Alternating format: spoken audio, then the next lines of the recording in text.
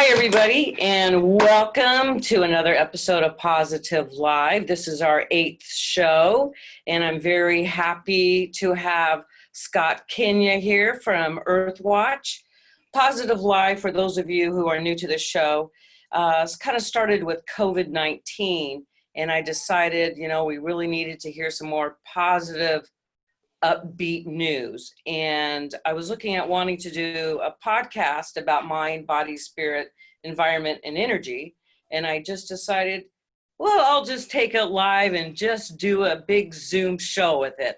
So this whole thing is just totally unfolded, and it's not perfect. And the whole goal of this is to have great conversation while we're just sitting here kind of like hanging out in the kitchen and having a cup of coffee. So without any more ado, I would like to say, Scott Kania is in the house, everybody. Woo! So it's so good to see you, Scott. It's been a number of years, and I'm very excited to hear about what's going on in Earthwatch, especially with COVID. What do you got for me? It's crazy times. Earthwatch has been around. This next year is our 50th year, Jan, if you can believe it. Wow. Big birthday. I know. I want to be there. Well, you come visit. Come join us. We'll hopefully we can all gather and have a good time. This has got to be the first time in 49 years we don't have a single person out in the field doing research. It's so painful to our staff not to be able to get the good work done. Most of our scientists can't even travel. A lot of them are university professors. Oh. We have one who's doing work in Catalina, right off the coast of LA. My old stomping ground. And he works out of USC, which is 22 miles away. He can't go there because there's no travel. So he can't even commute across the. He can't even. Wow. Exactly. So that's how crazy it is. And yeah. So research isn't getting done. People aren't able to contribute. People really want to get involved with climate change research now. They know, the government's not doing enough. They know the issues are huge, and they really want to be involved. They want to roll up their sleeves and do research.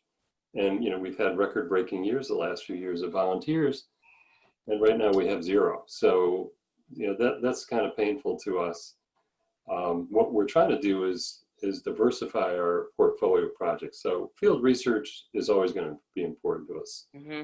We've done projects in 120 countries around the world, and we'll continue to do all over the place. Mm-hmm. We're trying to balance that with doing things more domestically, in your neighborhood.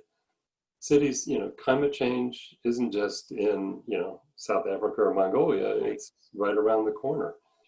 So we've got a number of more domestic projects, urban projects. One of the big ones we have is around air quality. And if Jan, you know more about medicine than I would ever think to know, but climate change, the atmosphere is getting hotter, more particulate matter in the air, more COPD, asthma, and then COVID comes along and just is devastating to those folks. And, so where does, the trash burning plant go, or the trucks that do the diesel idling? Well, in the disadvantaged neighborhoods. And, if you look at a map of Boston, an air quality map from the EPA, it'll be green, which means pristine air.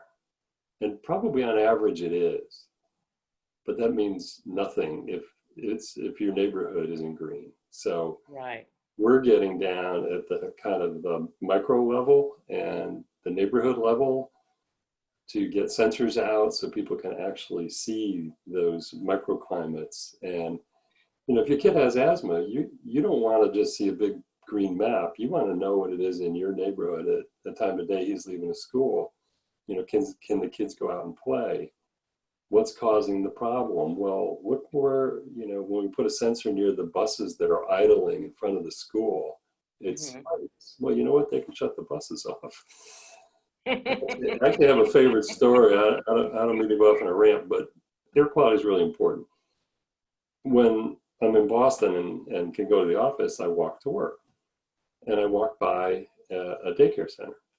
And shortly thereafter, there's a sand and gravel facility. And in the morning, all the big trucks line up and they idle right near the daycare center. So I've got a little flow monitor, a little air quality monitor, and it shows the spike. Well, you know, what do you do? Well, you would put up no idling signs. Well, there are no idling signs. The signs are there. So when I walk by in the morning, I'll tap on the window and point to the sign, and the truckers usually ignore me.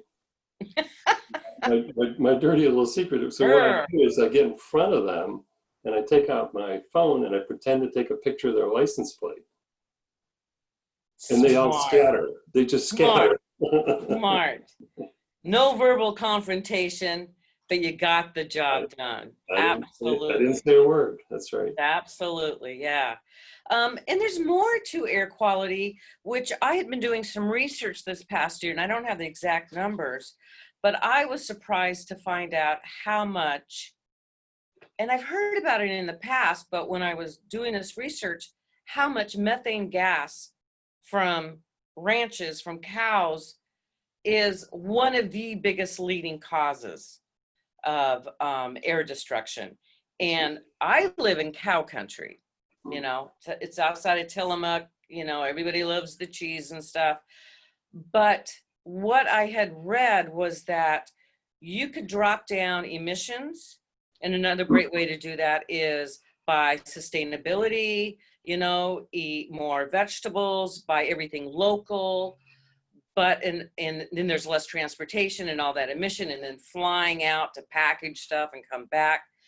But they said you could do that, and I don't know, one of the other big ones, but they said definitely if you do not, if everybody ate less beef to only once a day, would be the only way that it could make a drastic change in our air quality. To make it to where it became back to what it needed to. And I was just like, yeah, we are eating way too much beef, folks. I think we just need to, luckily I'm not famous, so I'm not going to get sued, but you know, I'm trying to get the word out that just once a day is all we need. It's just amazing. Methane is big and it's underreported, as you said, but also cows take a lot of water. Mm-hmm. They use a lot of water, either to feed the cows or to water the cows or to water the grass. And I love my beef, but I rarely eat it. Yeah, and then the manure, which I would not know except for living in this area, the manure gets recycled and then gets sprayed all over all of the fields for more fresh grass to grow and for all the cornfields, you know, to feed the cows. And that just adds more pollution and everything else. And I'm sure, and then the corn fields get sprayed with the pesticides and such. So, you know, it's just not a good thing. We just really need to downsize on what we do and what we eat. Absolutely. That one's solvable, and you don't need the government to step in. You can do it yourselves, right? Just you know, get the word out and cut back. What they're talking about, man. You know, keeping it free, keeping it easy. So, how did Earthwatch start? Well, legend has it, you know, so way before my day. Right. Legend has it that there were two guys sitting around at a kitchen table eating takeout Chinese food and just having a conversation. This was around 1968 or 69, so more than 50 years ago. And they came up with this idea. They both had, one of them had an education background, the other one had a science background, which was great. One of them was in aerospace, and one of them was the head of the school system for Vermont or something like that. And they were friends. And they were talking about the need to do research. This is a long time ago. It was very enlightened. And they realized that researchers can't do it themselves. There's so much data that they have to gather that they need help. And they came up with this idea of what is now called citizen science. That term didn't exist back then. It didn't exist 20 years ago. Right. So this idea of putting people together with scientists to collect data. So those two guys, now the reason I know this story is, so the legend is there were two guys at the table. There was actually three guys at the table. A guy named Rick Burns, who is on our advisory council, a longtime board member, was also at the table. So he got to hear this whole conversation, and he's still, very much a part of Earthwatch. So they both had these two guys, Bob Citron, and I wrote his name down, Clarence Truesdale, were the two gentlemen that we owe a big thanks to. They had full-time jobs. So what they did a couple of years later is they hired a guy named Brian Rossborough. And Brian is officially the founder of Earthwatch. He took their idea and made it happen. And Brian's been with Earthwatch for 50 years as CEO, as a board member, and as a trusted advisor. And he still calls me with amazing ideas and connections. So Wow, that's how it got started. And if you think about it, it's so amazing to me. The fundamental premise hasn't changed in 50 years. It still works. It's still important. Mm-hmm. And it gives people the opportunity to feel like they're making a difference. And you get to learn so much. You get to learn about a whole different area, whatever it is that you're researching. Your work goes into actual research data and gets utilized. It's, it's statistics. And yeah, that's something to kind of be proud of. And what kind of accomplishments, one of your favorite accomplishments that has happened because of this type of endeavor? If I could, I'd like to answer it two ways, because there's two ways we make a huge impact. One is, of course, the science. I'll give you a recent example. In Belize, we've got a great shark scientist down there, and he's been studying. Damien Chapman has been studying sharks for over 10 years down there. And based on his data and showing the decline in the populations, he actually got a law passed this year. They have a 200-mile moratorium on shark killing in Belize. And he did it with the local fishermen, so there's incentives for them not to hunt sharks. Mm-hmm. And that wouldn't have happened without 10 years of data. So that's a huge impact. That's just one example. As you know, there are many. I'll give you another one from that kind of neck of the woods. Leatherback sea turtles. So leatherbacks exist in the Pacific and the Atlantic. Mm-hmm. And they were on the endangered species list. The Atlantic leatherbacks were recovering. The Pacific weren't, because poaching and some other things, predators, it was a different environment for them. So they were about to be delisted from the endangered species list because of the data on the Atlantic leatherbacks. Dr. Palladino, our scientists in the Pacific, said, hang on, not so fast. Here's the data on the Pacific, which shows a big decline, and he got them preserved. So if it wasn't for him, there wouldn't be a leatherback in the Pacific. Oh, so those are the kind of, impactful things that we do. But when I talk about another dimension, I think about people. And we've got a program that's run out of Los Angeles. We've done it for 30 years. Yeah. The Ignite program. It's just, my favorite. So these are underserved kids that get funded by the wonderful Durfee Foundation, and they get to go out on a project for 2 weeks. They insist that it be a full 2 weeks, not a week, because 2 weeks you can really transform somebody. They're going to put the cell phone away. They're going to break from all their habits. And these are kids that, live in basically the concrete jungle. They barely even see trees or parks. And then you put them on a plane and you drop them into the hills of Utah or someplace crazy, and it's a whole different world for them. So every year I try and be in LA when they do their culmination exercise. So the foundation rents an auditorium, brings all 70 kids a year, 70 kids with their families. And the kids get up on stage and they talk about their experience. Trust me, there's not a dry eye in the house. Oh my gosh. And of course, kids being kids, most of them do little videos they did on their iPhone, and they're just amazing. And then you talk to the parents, and they just kind of line up with tears in their eyes to tell you, my kid now wants to go to college. My kid wants to be a scientist. My kid really cares about school now. It's like, okay, I had a good day at work.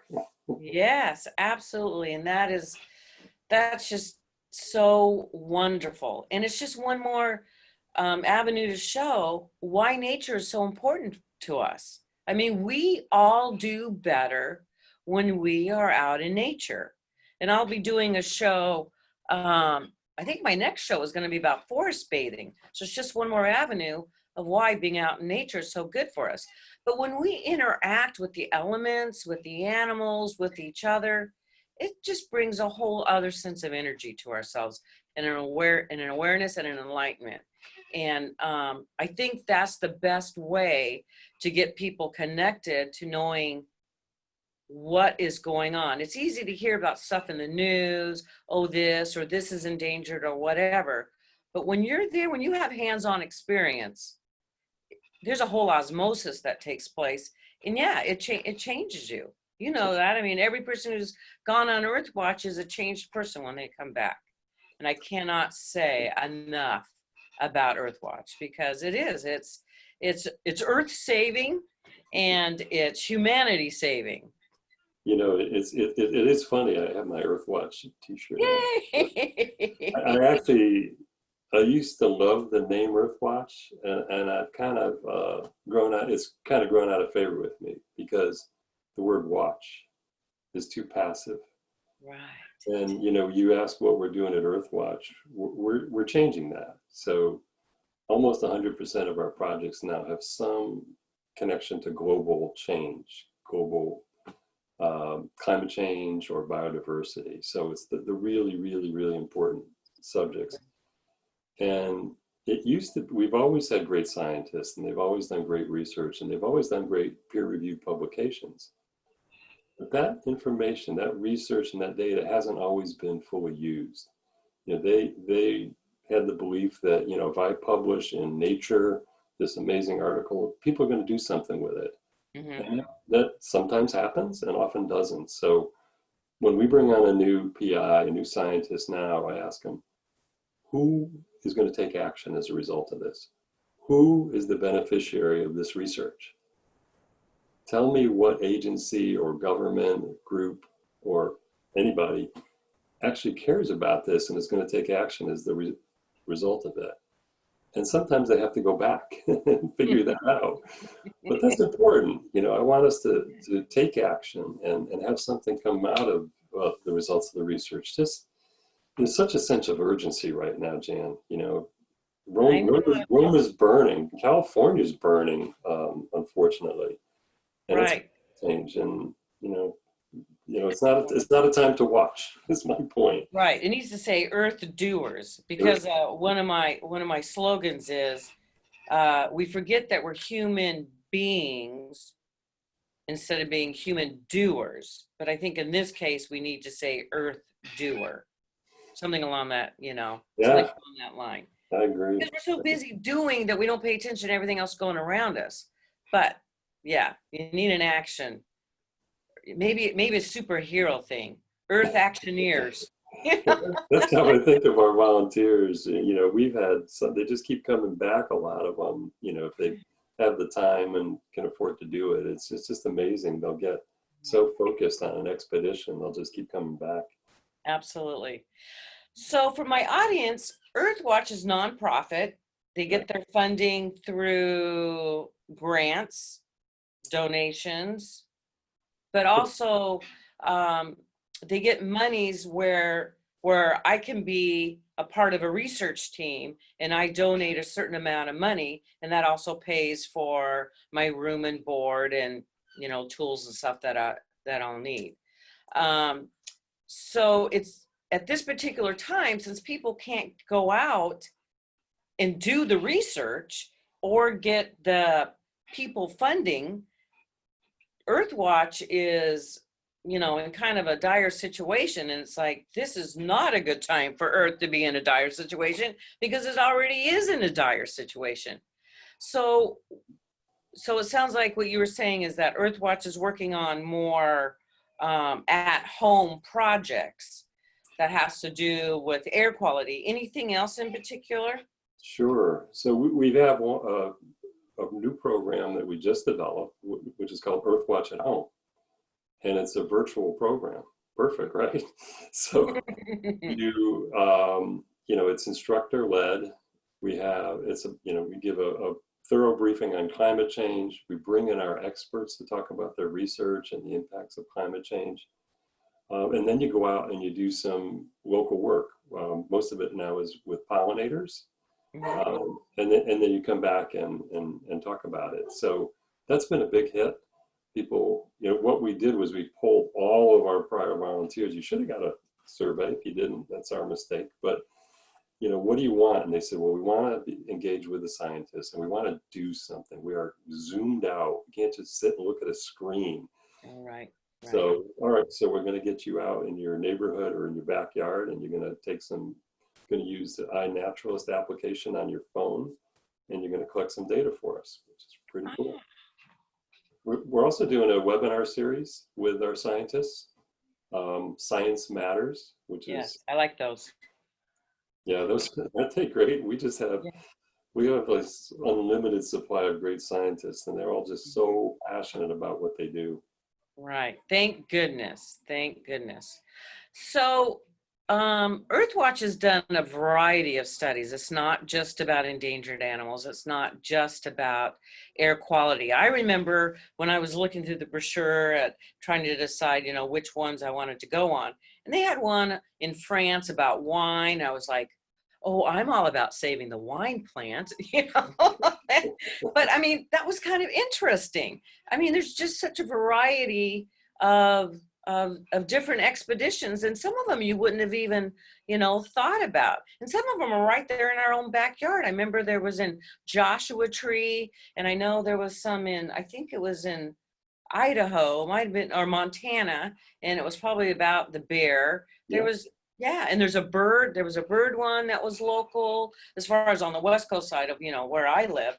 And Catalina, there's it's a dolphin. It's a dolphin research one that goes out to Catalina. Right. No, we try and kind of spread it around, as you say. Most of the new ones now have some element of global change, but we still do archaeology. We have some really good archaeology projects. We've done a little bit of everything over the year. I think back in the old days, they even did astronomy, astrophysics. It's been a pretty wild ride. I know. How cool is that? A couple 100,000 people have fielded with us over the years. And there's another little secret that we don't really publicize, which is, you're right. I mean, these trips are expensive because we have to pay for research permits. We have to pay for research staff. At times they could be very limited. Maybe the research permit will only say 6 people at a time. Whereas if you were a for-profit, you'd put 100 people in a bus and get them out there. We often can't do that. But what people pays for about 90% of the cost. I've got to go raise the other 10. So we were sitting around a fire in Mongolia the last night of the expedition, and everybody said, wow, this was amazing. This was life-changing. This was the greatest thing in the world. But Scott, tell me, what do you do with the extra money, from what we pay? I said, well, the extra money is negative. It's not all spent on marshmallows, let me tell you. No. Yeah, it's a feat, and the fact that it's gone on for 50 years is amazing. It's just so wonderful, and it would be great if we could have some kind of giant Earthwatch party. I wonder if we could do some kind of great big Zoom party where everybody who's been a part of Earthwatch could join in and do a big fundraiser and show pictures. I don't know, something. We got to think of something. Well, we're thinking outside the box.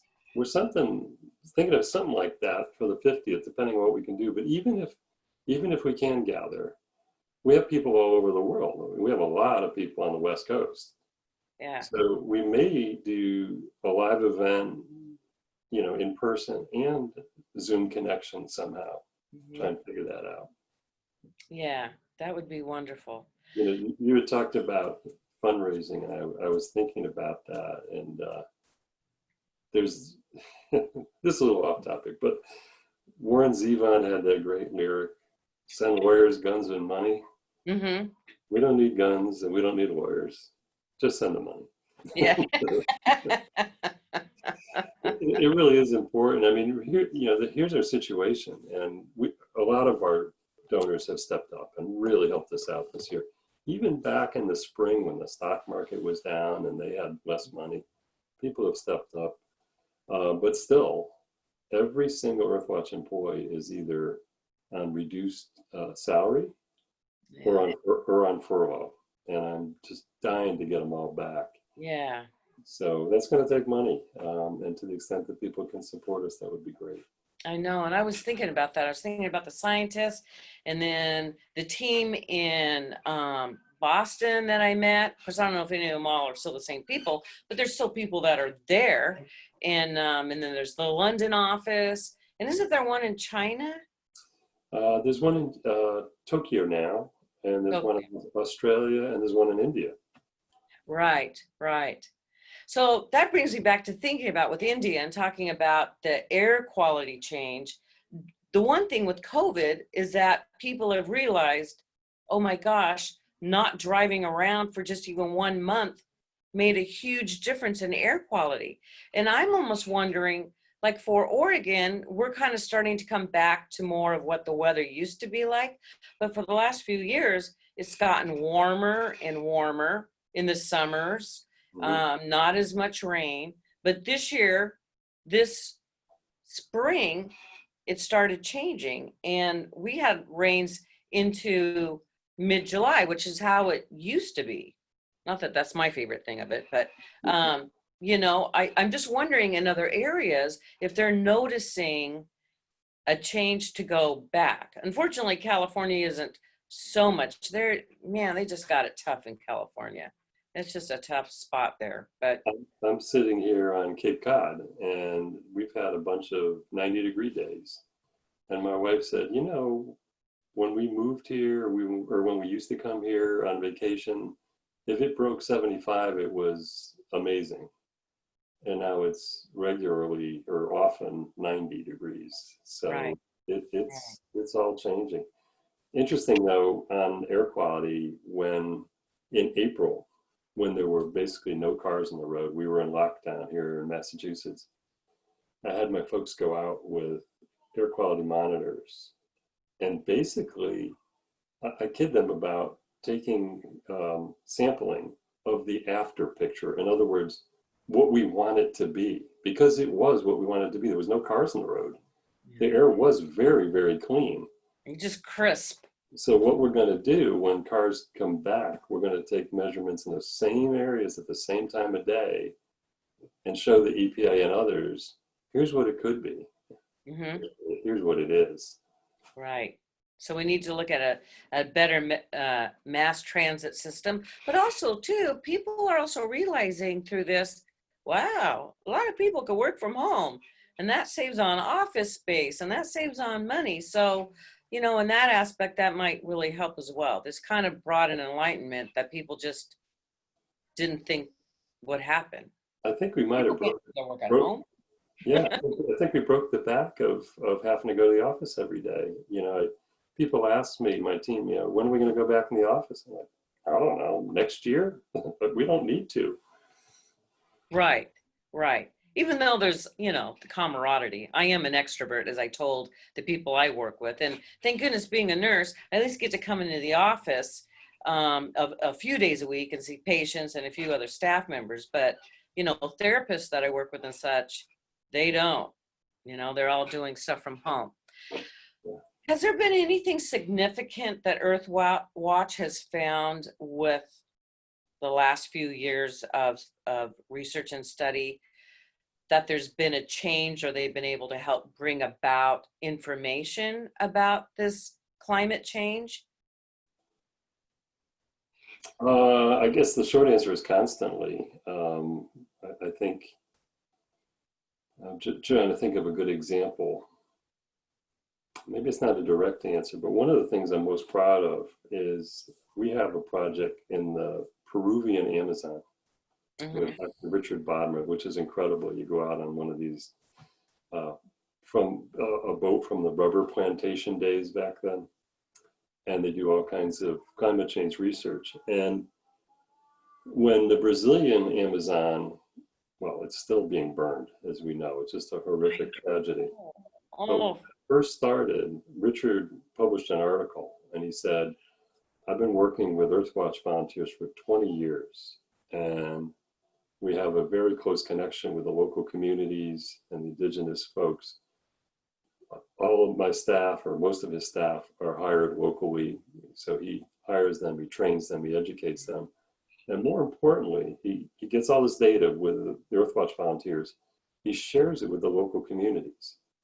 And he talks to them about how to preserve their woodlands. And he also talks to them about the analysis he's done around tourism to say, those trees are worth more to you alive than dead.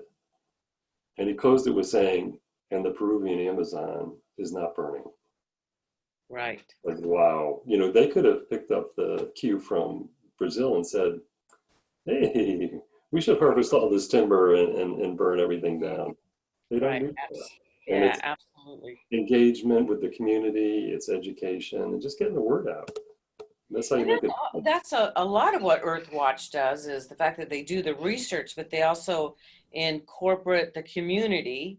I mean, it's learning how to have diversity with one another and still survive. I mean, yeah, we did that in Africa and about with the black rhino and with the dolphins. They created where the local fisher, I don't want to say just fishermen, but fisher people, and how they realized, yeah, we're just going to be cutting our nose off to spite our face if we keep going this route. That we have to, sustainability means sustainability for down the road. You know, people were just so quick to want everything all right now and make huge profits, but then what? I mean, I saw dead spots in the sea.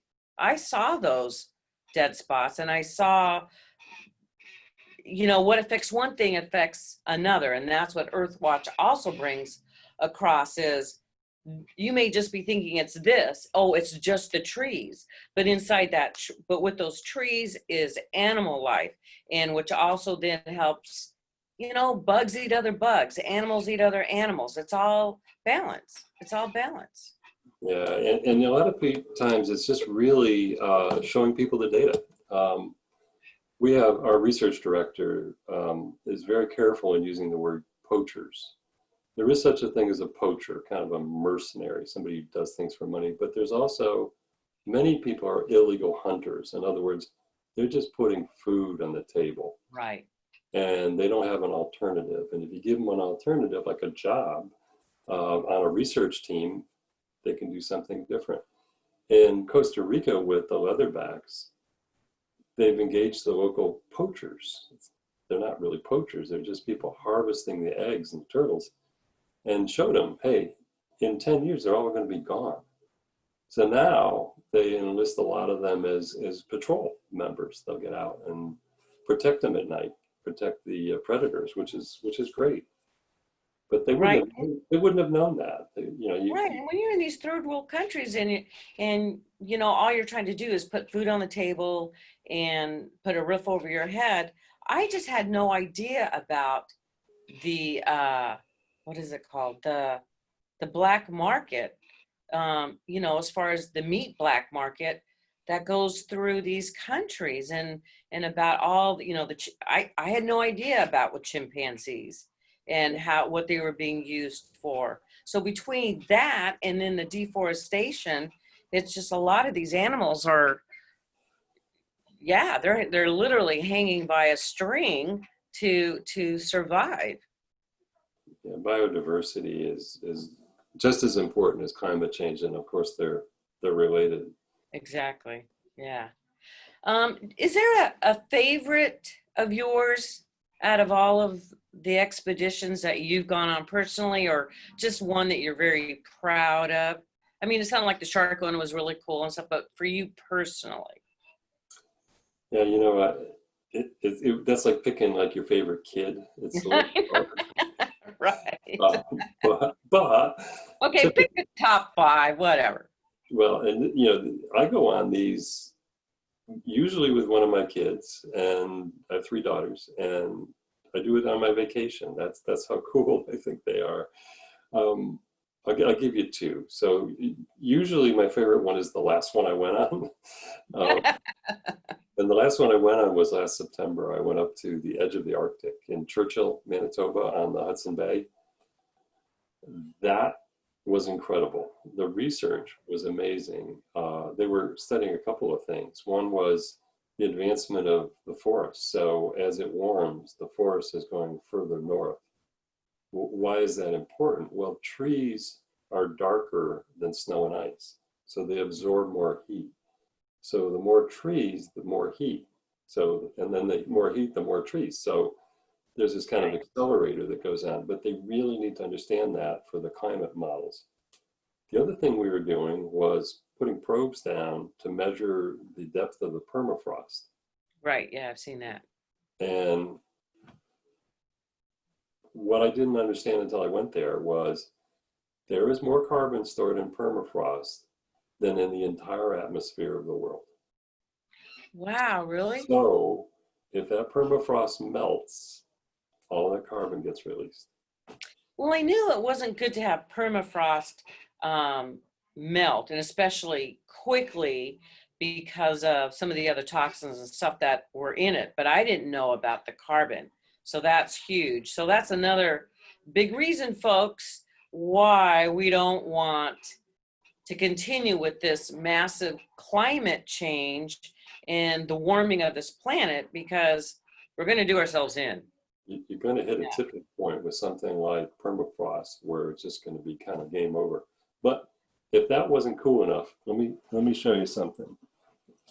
Hopefully you can see this. So this is just a calendar, right? And this is the Northern Lights. That's what I always thought the Northern Lights was, and that's pretty cool, right? Right. That's not what it is. It's the first time I saw it up there. It dances. It moves. Right. And all the colors change, and it's not just green. It's pink and red and blue and all. I'd never seen it before, and I was just absolutely mesmerized. And on top of it, you know, the icing on the cake was I got to see that, and I got to see these guys. Oh, see, and that's the other sad thing about those polar bears is that, you know, they don't have icebergs to hang on to. They're having to swim longer and they can't. And yeah, they need ice to survive. So Churchill is the polar bear capital of the world. So the way it works is the ice comes down from the Arctic and it comes down counterclockwise, and there's a little jut out at Churchill, and it gets caught there and it builds up in Churchill. So that's where the bears come to get on the ice when it accumulates. When they're on land, they don't eat because there's nothing, they only eat seals. So there's no seals on land. They might break into a cabin or two and escape. There isn't any other type of fish or anything they eat? There isn't. They haven't made that adaptation. So no ice, no polar bears. Luckily, the ones that we saw up there looked healthy and they were great, but they were in really bad shape. And it's all, you know, because of warming. The ice is melting and they can't get out to get to the seals and Right. the other one, I'll give you one more favorite, just because it's so amazing, was Mongolia. And I went with my youngest daughter, and we just had the most amazing time. So Team 5 every year goes out and rounds up endangered Argali sheep with Mongolian cowboys. And we get to spend 2 weeks with the local Mongolians, who are just the most amazing people. And I'll give you one last prop. This is kind of, you know, it looks like a yurt. They call them a ger. And you stay in there, and it is so cozy. I bet. One day it was 80 something degrees, and it was too hot to do the captures because the animals would get overheated. The next day we had 4 inches of snow. So it's pretty Yeah. crazy, but you're in your warm little gear, and it was just wonderful. It took us 23 hours of flying to get to Ulaanbaatar. Then you get on a train and you head out for 8 hours on the train. And pretty quickly, every sign of civilization is melting away.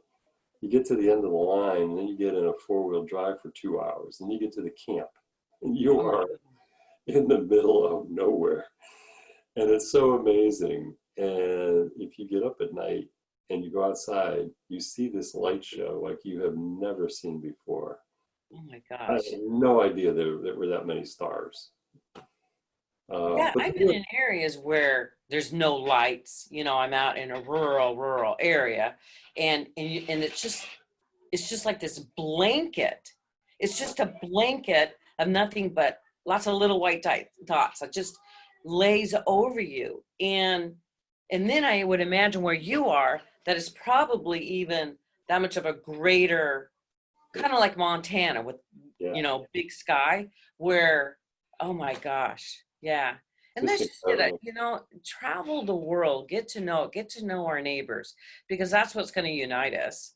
And with the internet, that's made a huge difference, with everybody connecting with other people and hearing stories and realizing, there's that side of it that's very promising.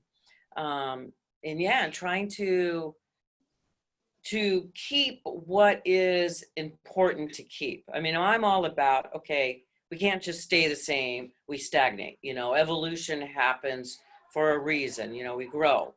But, too much of anything isn't good. Too much growth too fast, and not enough to balance it causes a major imbalance. And man, I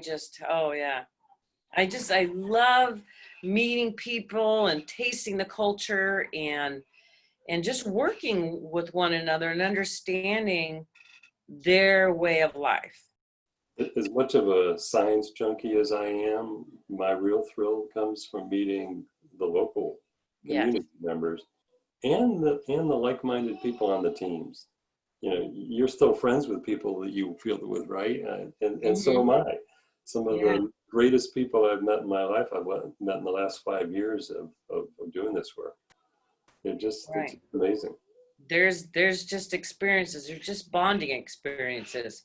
Some of them a little bit larger than others, but they're still really good bonding experiences.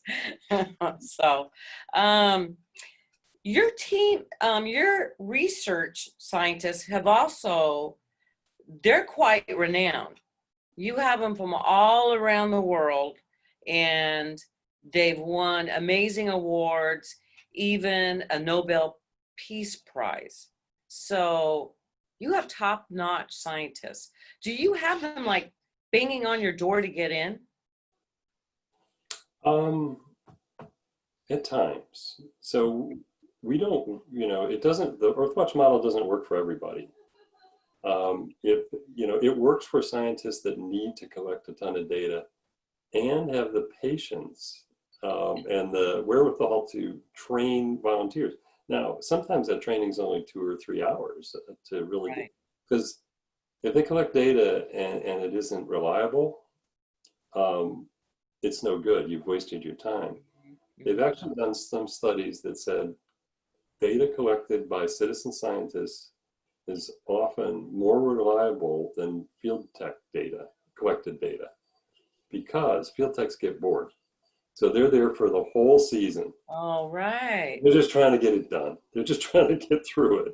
Right. Whereas these people, they may wait 2 or 3 years, save up, plan the trip. They're going to go out there for a week or 2 weeks, and they're going to read all about it, and they're going to be really passionate about that research, and they're going to really want to contribute. So they're going to really pay attention when the scientist trains them.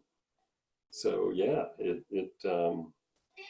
but again, there are scientists who say, you know what, I can't be bothered with that, or I don't need 20,000 data points. or I've got enough funding from the NSF that I can hire 10 field techs and call it a day. Right. If my Right. grandson gets too loud, let me know. I'll put the headphones on. he's trying to join us, I think. So do you have field scientists that have been with you for quite a while, like more than a year or 2 years? What's kind of the average? Well, here's the good news. So for government funding like NSF, their average is 2 to 3 years of funding. Mm-hmm. Often that's not enough. For longitudinal studies, you need at least 5 years. You need at least 3 to publish anything, but they prefer more. Our average is 7 years, over 7 years. Wow. And we've had some. I talked about Dr. Palladino. He's been with us for 20 years. A lot of them have been with us. We had a gentleman doing archaeology in South Dakota for 40 years. Wow. And eventually, I loved having the visitors come, the volunteers come as well. I mean, you got to admit, I mean, it's going to be fresh eyes, maybe new questions, because with every person and fresh eyes comes a new history that person brings. That's right. That's right. And some, some of the volunteers go to the same one year over year. Our favorite volunteer is a guy named Warren Storchin. I don't know if you've gotten to meet him, but a few years ago, I flew out to Colorado on other business, but made sure I was where he was for his 100th expedition. Right, I read about that. I know. Now, what's amazing is he didn't start until he was approaching retirement. Yeah. And so he does about 5 a year. He's still going strong. He's, well over 100 now, expeditions. He's 86, 87 years old. He's just incredible. Wow. Wow. What a great human being. Yeah, and he probably got a whole brand new zest for life. It keeps him going, I'm sure. That's right. I'm telling you, folks, Earthwatch will change you. You'll help make positive changes for the world and for yourself. Yes, absolutely. I don't know. I'm trying to think if there's any other dying questions. Is there anything that you really want to get across to the audience about what to think about? I think it's important to know that we're kind of in hibernation mode to some degree, although we are working on these new programs. We're coming back, so we're working really hard with our scientists to talk about, if we're still in COVID world next year, how are we going to do this? Are you able to do distancing? Are you able to work with masks on and all this? And we're writing up really detailed procedures on all that. And we're going to test them out, hopefully up in Maine in a couple of weeks. Mm-hmm. And it's not going to work for everybody. So for example, if you have a small boat, if you only put one person on it, that's not going to work. But for most of our projects, there's a way. And the good news is most of our work is outdoors. So that helps.